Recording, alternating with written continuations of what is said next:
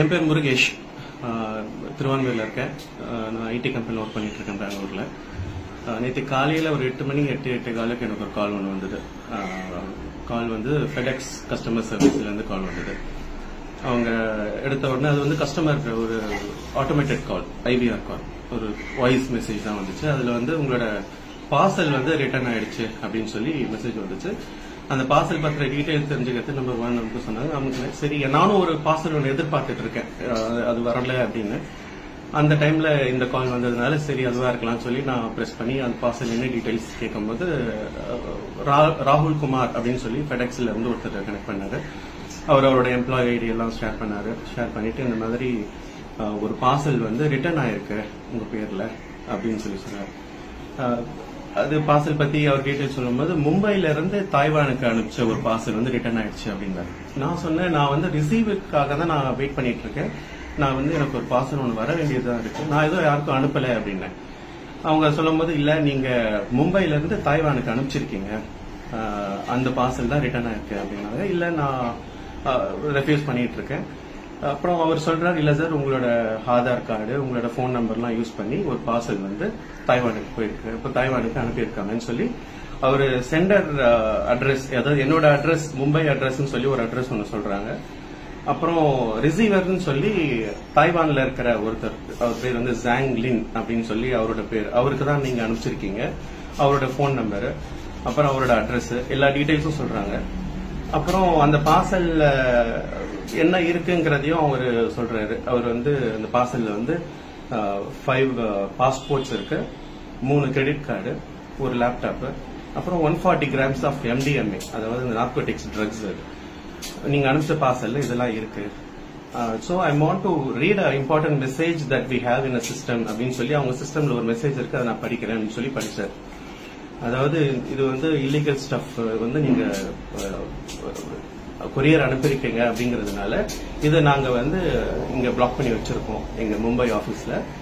இத இமீடியட்டா as per FedEx policy என்னன்னா, இந்த மாதிரி ஏதாவது இல்லீகல் ஸ்டஃப் ஏதாவது இருக்கு அப்படின்னாக்கா immediately they have to lodge a complaint with the local police station. அதனால மும்பைல இருக்கிற அந்தேரி போலீஸ் ஸ்டேஷன்ல நீங்க உடனே நீங்க கம்ப்ளைண்ட் லாட்ஜ் பண்ணுங்க, நீங்க மும்பை இவ்வளவு சீக்கிரம் வர முடியும் அப்படின்னாங்க.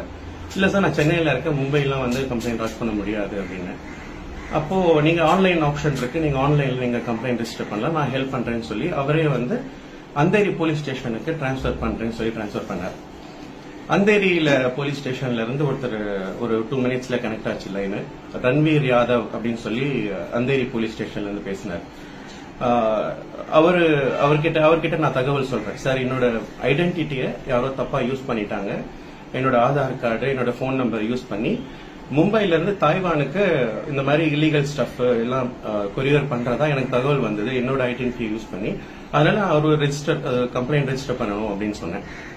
அவரு நீங்க மும்பை, அவரும் இதான் சொன்னார், மும்பை வாங்க அப்படின்னாரு. இல்ல வர முடியாது அப்படிங்கிறாரு. சரி, ஆன்லைன்ல நான் ரெஜிஸ்டர் பண்றேன், ஆனா போன்ல பண்ண முடியாது. இது வரைக்கும் கான்வர்சேஷன்ஸ் எல்லாமே வந்து நார்மல் போன் கால்ல நடந்துட்டு இருந்தது.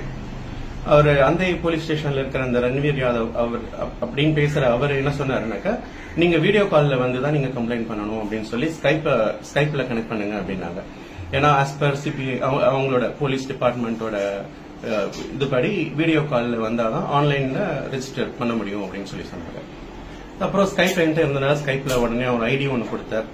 அந்த ஐடியில லாகின் பண்ணி அந்த ஐடியில மெசேஜ் அனுப்பிச்சேன். எனக்கு அது வரைக்கும் அப்பப்போ கொஞ்சம் டவுட் வந்த போது நான் செக் பண்ணேன். அந்த அவங்க கொடுத்த ஸ்கைப் ஐடி பாத்தீங்கன்னா மும்பை போலீஸ் டிபார்ட்மெண்டோட லோகோ போட்டிருக்கு, ரன்வீர் யாதவ் எல்லாம் கரெக்டா ப்ராப்பரா இருந்தது. இது வரைக்கும் எனக்கு சந்தேகம் ஜாஸ்தி வரல. அப்புறம் அவர் வீடியோ கால்ல நான் கனெக்ட் பண்ணேன், நான் வீடியோ ஆன் பண்ணேன், அவர் வீடியோ ஆன் பண்ணல. நான் அவர் வீடியோ ஆன் பண்ண சொன்னேன், இல்ல as per நாங்க போலீஸ் டிபார்ட்மெண்ட் நாங்க ஆன் பண்ண கூடாது அப்படின்னு சொல்லி சொன்னாங்க. சரின்னு சொல்லி அவங்க கேட்கறதுலாம் பதில் சொல்லிட்டு இருந்தேன். அப்போ என்னோட ஆதார் கார்டு பேக்ரவுண்ட் வெரிஃபிகேஷன் பண்ண வேண்டியது இருக்கு, நீங்க லைனை டிஸ்கனெக்ட் பண்ணிடக்கூடாது, நீங்க ஆன்லைன்லயே தான் இருக்கணும் அப்படின்னு சொல்லிட்டு ஒரு 10 minutes என்ன ஹோல்ட் பண்ணாங்க. ஒரு 10 நிமிஷம் கழிச்சு திரும்ப அதே கால்ல வந்தாங்க. நான் ஆன்லைன்லயே தான் இருந்தேன். வந்துட்டு உங்க ஆதார் கார்டை வெரிஃபை பண்ணும்போது நீங்க HDFC பேங்க் யூஸ் பண்றீங்களா அப்படின்னாங்க. இல்ல பண்ணல அப்படின்னு. HDFC பேங்க் இல்ல இருக்கு, உங்க ஆதார் கார்டோட லிங்கா இருக்கு, அதுல மூலியமா மணி லாண்டரிங் நிறைய நடந்திருக்கு அப்படின்னாங்க. எனக்கு இப்ப கொஞ்சம் ஷாக் ஆச்சு. ஏன்னா ஃபர்ஸ்ட் நார்கோட்டிக்ஸ் ட்ரக்ஸ் உங்க ஐடென்டிட்டி யூஸ் பண்ணிட்டு இருக்காங்க அப்படின்னு சொன்னாங்க. இப்ப மணி லாண்டரிங்கும் சொன்னதுனால இன்னும் கொஞ்சம் பேனிக் ஆச்சு. அப்புறம் இது மணி லாண்டரிங் அப்படிங்கறதுனால நாங்க லோக்கல் போலீஸ் ஸ்டேஷன்ல இருந்து விசாரிக்க முடியாது, it has to move to CBI அப்படின்னாங்க. சிபிஐல இருந்து தான் விசாரிப்பாங்க. நீங்க என்னோட ஆபீசர்ஸ் இருக்காங்க, சீனியர் ஆபீசர்ஸ் எல்லாம் இருக்காங்க, ஒரு 10 minutes லைன்ல இருங்க, நான் சிபிஐ ஆபீசர்ஸோட கனெக்ட் பண்றேன் அப்படின்னாங்க. அப்புறம் சிபிஐ ஆபீசர்ஸ் ஒரு 10 நிமிஷம் கழிச்சு ஆதித்யா காஷ்யப் அப்படின்ற ஒரு சிபிஐ ஆபீசர் அவர் வந்தார்.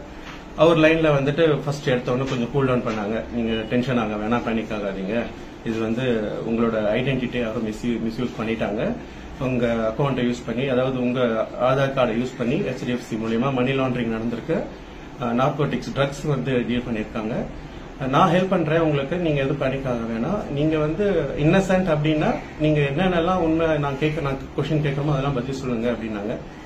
பேனிக் ஆக வேணாம் அப்படின்னாங்க.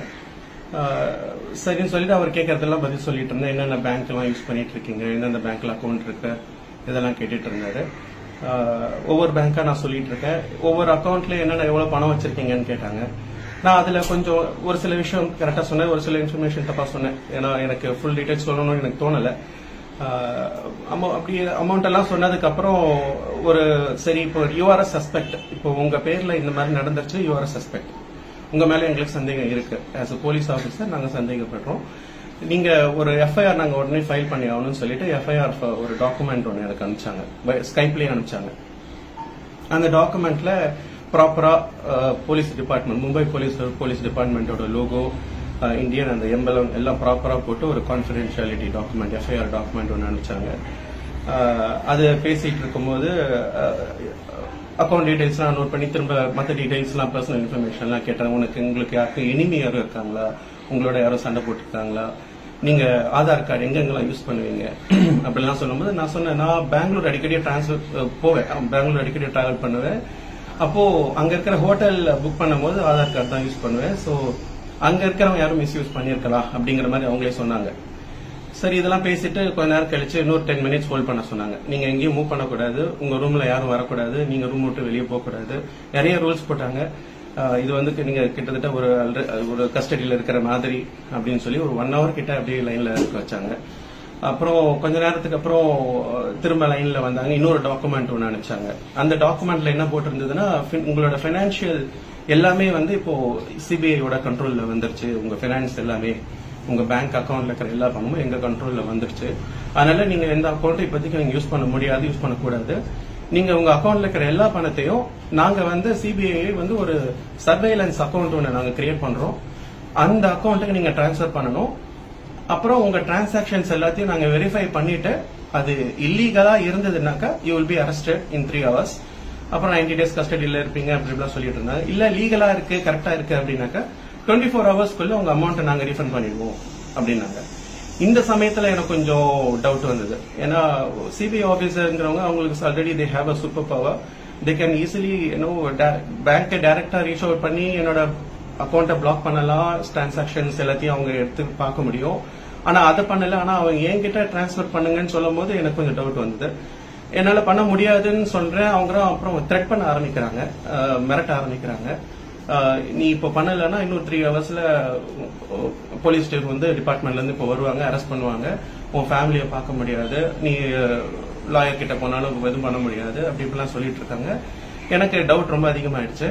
நான் அப்படியே அவங்க கிட்ட பேசிட்டு மியூட் போட்டுட்டு வெளியே ரூம் விட்டு வெளியே நேரா பக்கத்துல, எனக்கு இங்க இருந்து பக்கத்துல J6 போலீஸ் ஸ்டேஷன் திருவான்மையூர்ல ஒரு 100-200 meters தான்.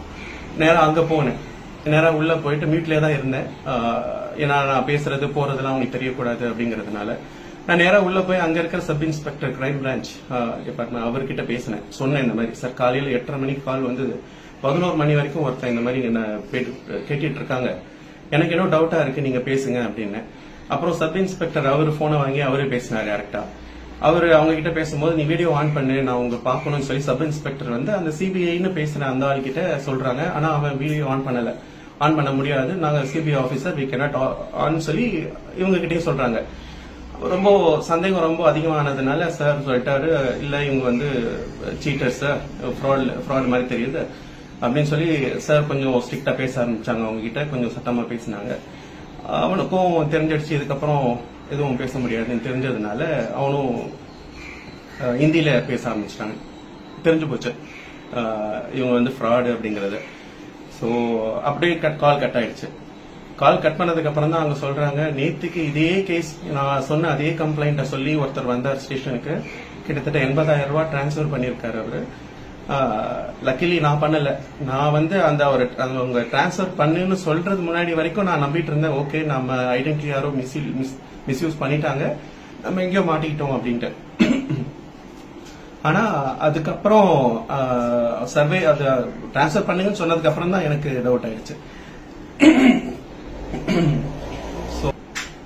சோ லக்கிலி இந்த இதுல வந்து நான் ஏதோ தப்பிச்சிட்டேன். ஆனா எவ்வளவோ பேர் வந்து இந்த நான் ஐடி பேக்ரவுண்ட் இதெல்லாம் இருக்கிறதுனால எனக்கு தெரியும் ஓரளவுக்கு தப்பிச்சிட்டேன். ஆனா நிறைய பேர் இப்ப வயசானவங்க இவங்களுக்கு எல்லாம் இந்த மாதிரி கால் வரும்போது பயந்து போய், நானும் பயந்தேன், அவங்களும் பயந்து இந்த மாதிரி நிறைய பண்ணிட்டு இருக்காங்க. இது ஒரு அவேர்னஸா இது வந்து கண்டிப்பா மக்கள், தமிழ்நாட்டு மக்கள் எல்லாருக்குமே தெரிஞ்சுக்கணும். இந்த மாதிரி கால் எல்லாம் வந்ததுன்னா பயப்படக்கூடாது. கால் வந்ததுன்னா இமீடியட்டா பக்கத்துல இருக்கிற போலீஸ் ஸ்டேஷனுக்கு நீங்க அப்படியே பேசிக்கிட்டே போயிடுங்க. அங்க போய் அவங்கள பேச விடுங்க, நீங்க வந்து பேசாதீங்க அப்படிங்கறது தான் நான் ஒரு அவேர்னஸா இந்த வீடியோ மூலமா, இந்த அப்டேட் மூலமா சொல்ல விரும்புறது. இது சம்பந்தமா நீங்க புகார் கொடுத்திருக்கீங்களா? ஆமா, இது சம்பந்தமா நான் கிரைம் பிரான்ச்ல இருக்கிற இன்ஸ்பெக்டர் கிட்ட சொல்லியிருந்தேன், சார் ஒரு கம்ப்ளைண்ட் எடுத்துட்டு இவங்களை ஏதாவது பிடிக்க ட்ரை பண்ணுங்க அப்படின்னு சொன்னதுக்கு சார் சொன்னாரு, சார் அவங்க எங்கெங்கயோ இருந்து பேசுவாங்க, நைஜீரியால இருந்து பேசுறாங்க, அவங்களால ஈஸியா பிடிக்க முடியாது. பட் ஆனா நீங்க ஒரு அவேர்னஸ் கிரியேட் பண்ணுங்க, நீங்க வீடியோவா போடுங்க, இல்ல ஒரு உங்க சரௌண்டிங்ல இருக்கிற ஃப்ரெண்ட்ஸ் எல்லாருக்கும் சொல்லுங்க. ஒரு அவேர்னஸ் கிரியேட் பண்ணீங்கன்னா இது மூலமா ஒரு 4 பேர் சேஃபா இருப்பாங்க அப்படிங்கிற மாதிரி சொன்னாங்க. Thank you sir. எஸ்.